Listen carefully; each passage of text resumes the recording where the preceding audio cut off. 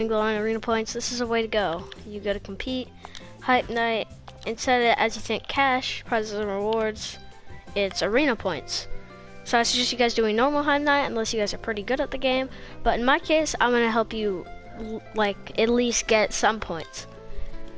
So like how to get at least 125 arena points. So you may be thinking, wait, 7 points? Like I only had 7 points? That's 1 kill. Terrible. I could beat them in like a second. Just gotta camp and get 60 points. No, this is like the old arena system.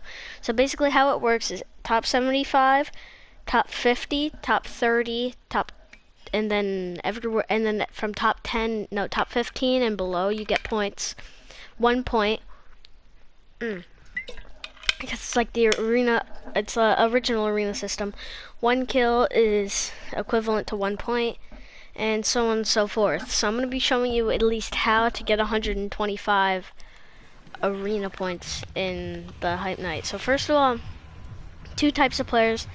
You could be aggressive, try to go for kills and get points that way, or in my case, you go to places where at least 1 or 2 people will land, and then you get placement. So we're gonna land the 3 houses right there. This is a spot that I recommend, and because it just always works out for me when I play arena. So we're gonna start landing over there. You want to have a good drop just in case there's any opposing players. You could get a gun before them, kill them out of the air, and stuff like that. And the reason why I like this spot is because it's a good amount of loot, and you could fish for some, well, fish down here. There's usually 3 fishing spots there. Huh, no one landed here. That's not the best case, but that's not a bad case either. So usually you want to fight people. Oh, someone did land here. Because if you don't fight people, you're just going to get placement points, and that's not enough. Because here's another way of seeing it. If you just get placement points, you'll get 1 point every, say, 5 minutes. But if you kill someone, you'll get 2 points every 5 minutes. So that's why I like to fight occasionally. But you gotta make sure that you have a good position, peace control. If you have no idea what peace control is, it's a very easy thing to learn. You just, when say you're boxed up, you gotta know what's below you, what's on the side of you, and make sure that they don't have any of it. Like if they have 1 wall, you could still be screwed. They could do anything. So peace control is important. You also want to, if you're low and you're trying to escape from an opponent, like you're low or you just not the best of the game, you want to run away, but you're good at building, you can create space. And creating space is where, like, if there was a guy right here, I could build like a ramp, some walls, another ramp, a wall, edit the wall, and just try to get as far away as your opponent with as many layers of builds as you can. Now this guy has a shotgun, so I'm probably gonna die.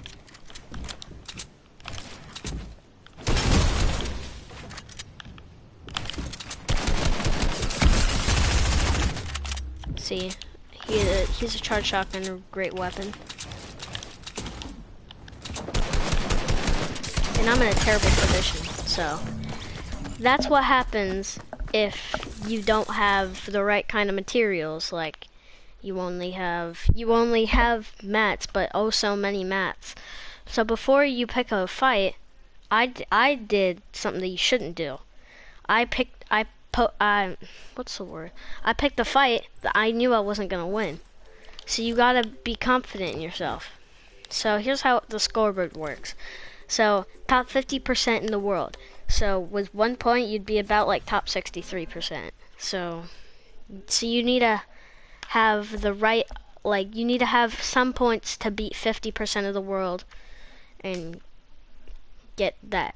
So I did a demonstration on what happens if you don't have a good loadout, you're not ready for the fight. To be ready for the fight, I suggest that you guys have a shotgun or maybe an SMG and have some materials to work with. And also, this is important, you need to have like the good placement. You need to have height or somewhere where he can't shoot you, like Face Sway. That's what he's known for. He has the best locations, he doesn't get hit by stuff very easily. And yeah.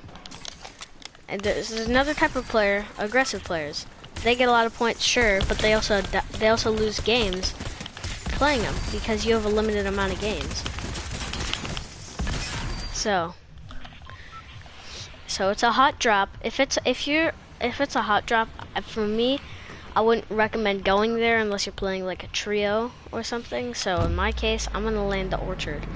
Again, actually I'm gonna land right there.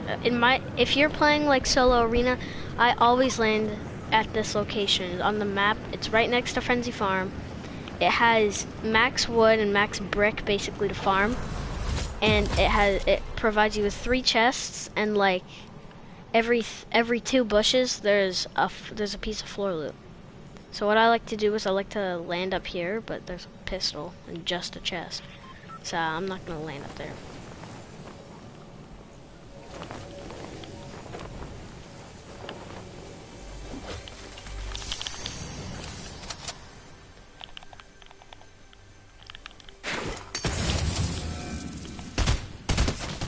Now this guy, okay, my aim is terrible. So this guy, he chose the bad position, obviously, because he didn't have a good position, you know. He came closer to me instead of just hiding. He could have killed me with that SMG. But you want to make sure you have the good position before picking a fight, or else you're probably gonna lose the fight. So I had a good position. I had an AR, and he didn't use his SMG.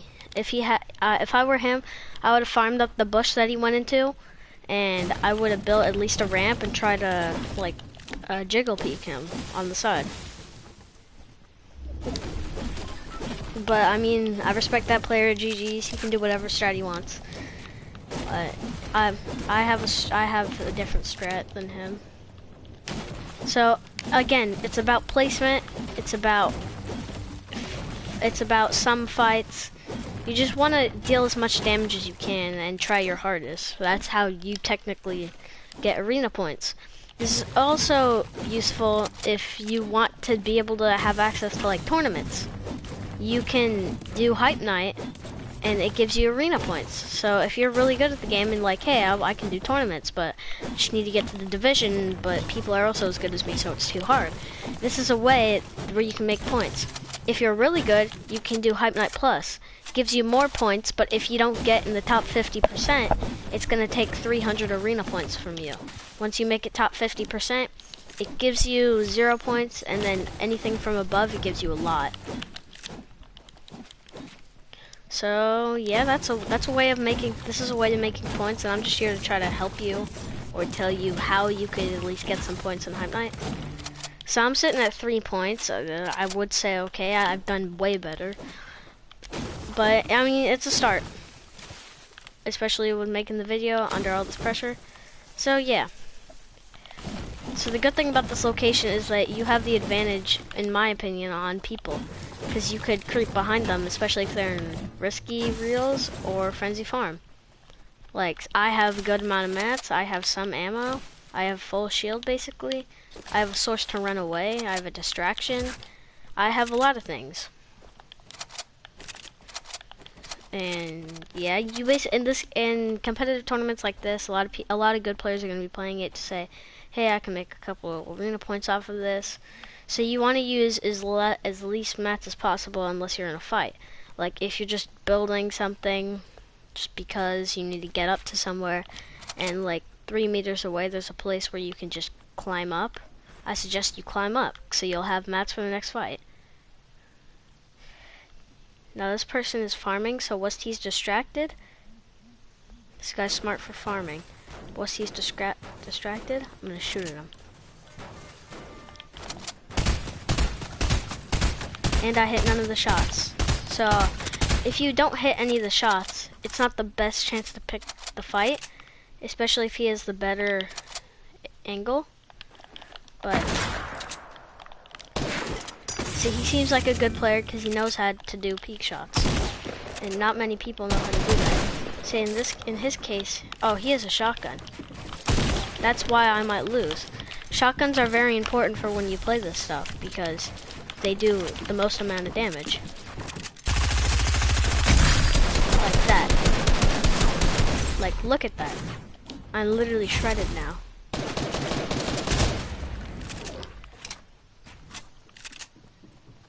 There's basically no chance I can win.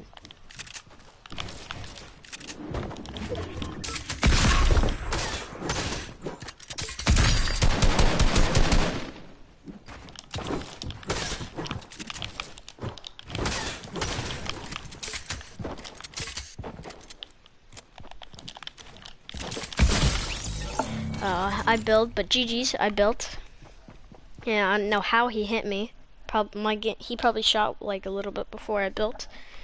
But those are two demonstrations on how you can play. You can try to pick fights. You could try to do that. So now I'm going to show you how you can actually do well. So, alright, here's what you can do. So again, with those two play styles, I suggest for doing the first one, trying to play it safe and landing with some people or no people at all, I suggest that you land somewhere like far off the edge of the map, so you don't pick fights with many people. But if you're aggressive player, I'm in between, then you want to like land somewhere like I'm trying to think of the right place. You want to land somewhere like Salty or Authority, because the mythics are hot because they're super good. So whenever I play, I like to land Fortilla because there's a good amount of loot. There's a mythic weapon that not a lot of players go for. The AUG is very underrated, but it's good. In my opinion, I'm a beam with them. So I'm gonna land Fortilla, and I'm gonna show you how I play competitive games like this. And it's fine if you're like underconfident, you don't think you can do well in this. It doesn't matter. Just at least try to get as many points a game as you can, and you'll be fine. No one will judge you. People can't tell you, hey, you're bad at this, you barely got any points. You can just be proud of yourself for what you can accomplish. So I'm gonna land at Fortilla, and there might be people there because, again, it is a mythic weapon, but people see it as a mythic weapon and are like, that is the best gun. They don't take it for how good it actually is. So there might be people there and there might not be. Usually when I play these games, there's like 2 people here. And so yeah, we're gonna see how this game goes, and we're gonna see, yeah. But in my opinion, if you want the advantage point on winning a fight, you need at least a shotgun and some mats, or an SMG and like a bunch of mats, and you have to get the other player boxed up. A technique is you can build a floor, edit it like that, and then if you run to the side while pickaxing it, you'll phase straight through. And then you could beam them with your SMG. If you don't know what SMG, like, hey, the P90 shoots a little slow, what if they just charge me in the face? Use a rapid fire. Those are really good. They shoot like wham bam, and then they reload super fast too. So I'm gonna land on this pistol, take out this henchman, so I can get a sniper and some extra pistol ammo. I'm gonna snipe that guy's henchman. How did I miss that? Alright, I'm gonna kill that henchman. Now I'm gonna use the sniper to eliminate henchmen, and I'm gonna use the shotgun for actually fighting people. And taking out those pesky cameras, because now that henchman knows. If necessary, you can. I will use the shotgun. And I'm going to just to take out this henchman. Alright. So I have somewhat of a full loadout. I can see that the other person is fighting henchmen on my little mobile thing because I have like one of my ears is always plugged. So yeah. So I'm gonna break into this chest. I'm gonna build a ramp above the chest like that. So just in case he did spot me, he can't hit me. Unless he's cheating. Or like he's shooting me from the side. And I say GG's. So yeah. Again, cover is an important thing. And also you will need to watch your mat count because you gotta have enough mats to pick a fight. Even if you're not the most skilled builder, you can use your mats to your advantage. Like, just a lot of stuff, really. You can box people up, you can, and then like do a mongrel classic. You could be good at editing, which in some ways means that you're good at building, but like, I don't want to set some red flags on people. Alright. So right now, I'm going to down this henchman, and I'm gonna build around him. As you can tell, he's crawling to the nearest henchman. Now I can tell that he's at 240 because henchmen can't shoot at just random things unless it's a shark. But he's shooting a charged shotgun, I believe. So, and they can't have charged shotguns.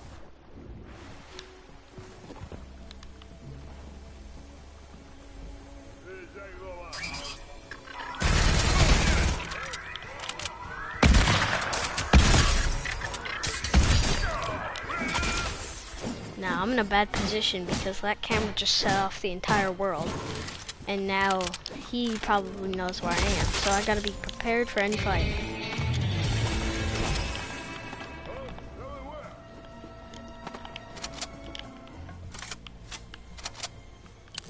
And at least for me, I try to minimize the amount of weapons that I have, so I usually carry around 3 weapons and 3 weapons only.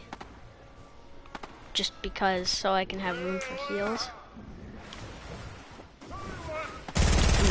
Get in here, so the henchman can't tell me apart. But he was, oh no, that's not good. He got in the way, and if you touch a henchman, if you guys don't already know, if you touch a henchman, it like, your suit somehow falls off. I don't know how that works, but like, yeah.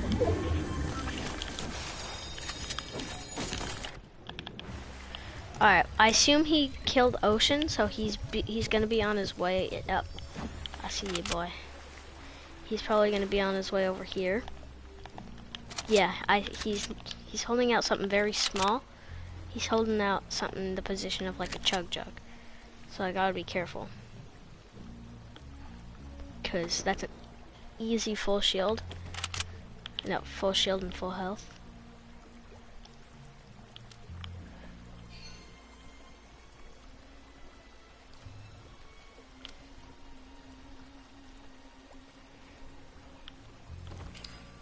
He has to act quick or else Zone will catch him.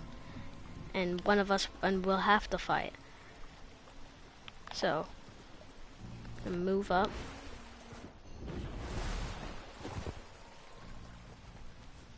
Zone, look, my HP isn't sitting that good, and Zone's on our tail, so.